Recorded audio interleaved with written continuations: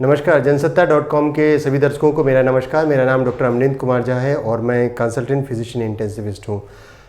आजकल जैसे पता चल रहा है कि जो इंडिया में डायबिटीज़ जो अधिक ब्लड शुगर के जो मरीज़ हैं उनकी संख्या बहुत काफ़ी बढ़ गई है। बताया ये भी जा रहा है कि कुछ वर्षों में ही इंडिया में पूरे वर्ल्ड के सबसे अधिक मरीज इंडिया में ही पाए जाएंगे डायबिटीज़ के। तो ऐसे में डायबिटीज़ के कारणों को, डायबिटीज़ के लक्षणों को और डायबिटीज़ से जो कॉम्प्लिकेशंस होते हैं उनको जानना बहुत ज़रूरी है। यदि डायबिटीज़ के लक्षण में ज़्यादा भूख लगना, ज़्यादा पेशाब आना, ज़्यादा प्यास लगना, शुरू के दिनों में पहले वज़न बढ़ना, उसके बाद काफ़ी वज़न घटना, ये सब लक्षण हैं डायबिटीज़ के। कॉम्प्लिकेशंस क्या हो सकते हैं? कॉम्प्लिकेशंस में देखा जाता है कि ऑप्थेल्मोपैथी मतलब आँख की रोशनी धीरे धीरे कम होने लगती है। लोगों को लगता है कि ये उम्र की वजह से हो रहा है, लेकिन यदि आँख के डॉक्टर के पास और जो आँख की अच्छे से एग्जामिनेशन हो तो उसके बाद पता चलता है कि ये डायबिटीज़ की वजह से है।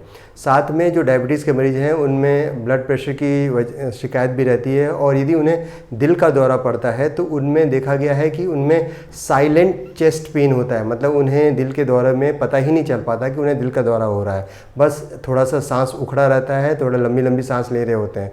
तो ऐसे में मिसडायग्नोस हो जाता है और सही समय पर उनका इलाज नहीं हो पाता। इसी तरीके से जो डायबिटीज़ के मरीज़ हैं उनमें पेरिफेरल न्यूरोपैथी होती है।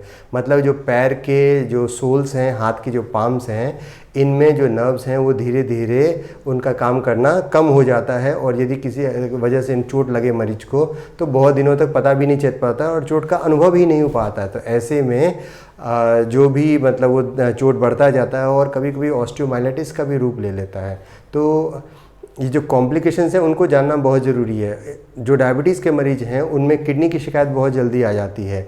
तो पैरों में जो सूजन है उसको कभी भी इग्नोर नहीं करना चाहिए, क्योंकि बहुत जल्दी किडनी की हालत ख़राब होती है तो उस वजह से पैरों में सूजन आ जाता है। साथ ही यदि जब कंजस्टिव हार्ट फेलियर, दिल का भी काम करना कम हो जाता है डायबिटीज़ के मरीजों में, तो ऐसे टाइम में भी पैरों में जो निचला भाग है पैरों के, वहाँ सूजन आने लगता है।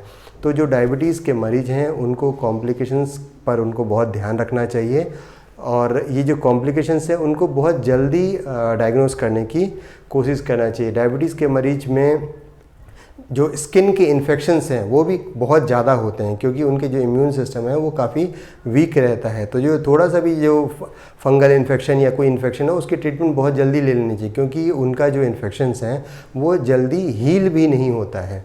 तो ये जो कॉम्प्लिकेशंस है, इन सारे कॉम्प्लिकेशंस पे लोगों को ध्यान रखना चाहिए और ट्रीटमेंट सही से लेना चाहिए। यदि ट्रीटमेंट में जो खाने पे जो बदलाव है उसमें तो जो कार्बोहाइड्रेट्स और फैट्स के द्वारा जो हम एनर्जी प्राप्त करते हैं वो उसकी मात्रा कम हो जानी चाहिए, और विटामिन्स और मिनरल्स के द्वारा जो हम एनर्जी प्राप्त करते हैं उन सब की जो मात्रा बढ़ा लेनी चाहिए। दाल, सब्जी, इन सब की मात्रा बढ़ानी चाहिए। सब्जी में थोड़ा सा आलू जो है वो एक्सेप्शन है, उसकी मात्रा नहीं रखनी चाहिए।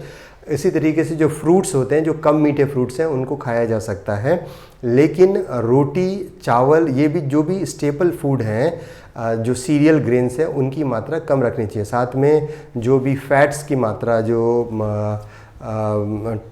टोन्ड दूध पीने की कोशिश करना चाहिए, क्योंकि जो मिल्क है उसके ऊपर भी जो क्रीम्स होते हैं उनमें भी बहुत सारे फैट्स होते हैं। साथ में जो दवाइयाँ हैं उनमें जो ओरल हाइपोग्लाइसेमिक्स में जो गिनी चुनी 3-4 दवाइयाँ यदि उनका सेवन सही समय तक सही तरीके से किया जाएगा तो मरीज़ बिल्कुल ठीक रहता है। यदि कुछ वर्षों में ओरल हाइपोग्लाइसेमिक ड्रग के बाद भी कम्प्लीटली शुगर कंट्रोल नहीं हो रहा होता है तो ऐसे में इंसुलिन लिया जाता है। इंसुलिन आजकल पेन फॉर्म में भी आने लगा है, जिसको कि मरीज खुद से भी लगाया जा सकता है। उसमें ऑटोमेटेड प्री फिल्ड इंसुलिन रहता है, उसे थोड़ा सा फिक्स कर दिया जाता है जितना क्वांटिटी चाहिए, और परपेंडिकुलर आप स्किन पे लगाएंगे। उसके नीडल्स बहुत छोटे होते हैं, तो भी मरीज अपने थ्रू भी ये जो शुगर का इंसुलिन का इंजेक्शन ले सकता है। एक ग्लाइकेटेड हीमोग्लोबिन है जिससे कि 3 महीने का शुगर पता चलता है, उसको भी मरीजों को रेगुलरली करना चाहिए। तो इन सब चीज़ों का ध्यान रखेंगे तो शुगर पे कंट्रोल बहुत आसानी से हम कर सकेंगे। धन्यवाद।